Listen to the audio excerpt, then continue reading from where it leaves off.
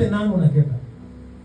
இப்போ வியாதியா இருக்கிற, நாளைக்கு காட் உன்னை நல்லா ஆக்கிடுறாரு, நெக்ஸ்ட் போய் நம்ம என்ன பண்ண போறீங்க? நாங்க இதோ ஆயிரது ஒரு ஆன்சரோ வர மாட்டேங்குது.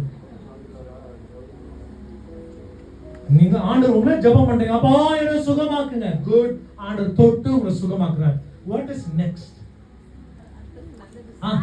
அடுத்த வார்த்தை சர்ச் பக்கமே வர மாட்டாங்க. இதோ ஓபன் ஸ்டேட்மெண்ட். அடுத்த வார்த்தை எங்க வர மாட்டாங்க, சபைகிட்ட வர மாட்டாங்க. அன்னைக்கு ஜெபம் பண்ணவே நல்லா ஆடுமா அப்படின்பாங்க. சோ நிறைய விஷயம் இருக்குதுங்க. காட் இதெல்லாம் அழுந்து பார்த்து தான் என்ன பண்றாருங்க. ஆண்டவர் கூட ஒருத்தர் கேட்க, நான் 10 பேர் சுகமாக்கணுன்னு ஒருத்தன் வந்திருக்கிற 9 பேர் எங்க?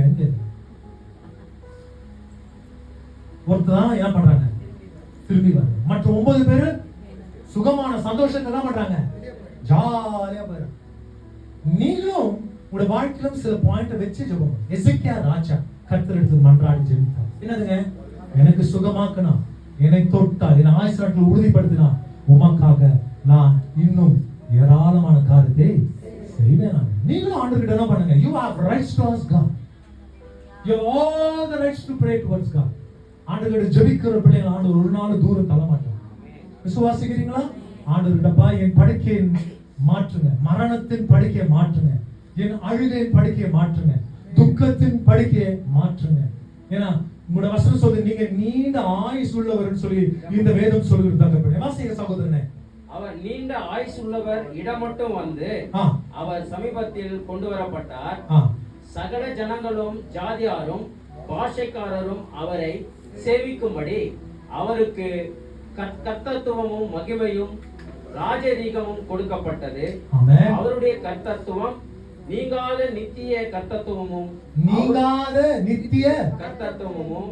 அவருடைய ராஜ்யம் அழியாததுமாய் இருக்கும். எவ்வளவு விசுவாசிகள் God என்ன பண்ண முடியாதுங்க, ஒரு நாளும் அழிக்க முடியாது. ரொம்ப விசேஷமான, ரொம்ப பிரம்மாண்டமானவர், ரொம்ப அழகானவர், ரொம்ப சிறந்தவர், ரொம்ப மகிமையானவர். பாருங்க, இந்த பூமியில வர்றதுக்காக அவருடைய எல்லா கிரீடத்தையும் என்னதுங்க, பொன்னான எல்லா விஷயத்தையும் அவர் பரலோகத்திலே வச்சுட்டு பூமியில வரும்போது விருசோடியா. ஏன்னா அவருக்கு தெரியும் இவங்க ஆசீர்வாதமா இடத்துல இருந்தாங்க, ஆனா இப்ப எங்க இருக்கிறாங்க, நிர்வாணியாக, ஒரு விமோச்சகர் இல்லாமல், ஒரு விமோச்சனத்தின் ஆதாரம் இல்லாம இப்படி இருக்கிறார்களே சொல்லி தேவன் என்ன செய்தாங்க, அவர் வெறுமையாக வந்தார். ஆனா இப்பொழுது வரும்போது அவர் வெறுமையா வரமாட்டாரு, ராஜாதி ராஜாவாகி இறங்கி வருவாரு. நீங்க யாரா இருக்க போறீங்க அவருக்கு? அவர் மணவாளன், நீங்க மணவாட்டின் சபையாக ஆண்டவர். So your life from dust to gold. என்னங்க, ஒரு தூசியில இருந்து எங்கங்க ஒரு பொன்னான இடத்துக்கு. இந்த டிரான்சிஷன் ஆண்டவர் உங்களுக்கு செய்வார். உடைய ஏழ்மை தனங்களை ஆண்டவர் மாற்றுவார், உடைய கண்ணீரை ஆண்டவர் மாற்றுவார், உடைய வியாதிகளை ஆண்டவர் மாற்றுவார். ஒரு விஷயத்தை நீங்க செய்யணும், காட இடைவிடாத தேடணும். அவர் 7 குத்து விளக்காக நமக்கு மத்தியில் என்ன செய்கிறாங்க, வாசம் செய்கிறார். ஆண்டவர் நோக்கி பார்ப்போமா? Shall we all pray? Shall we all look towards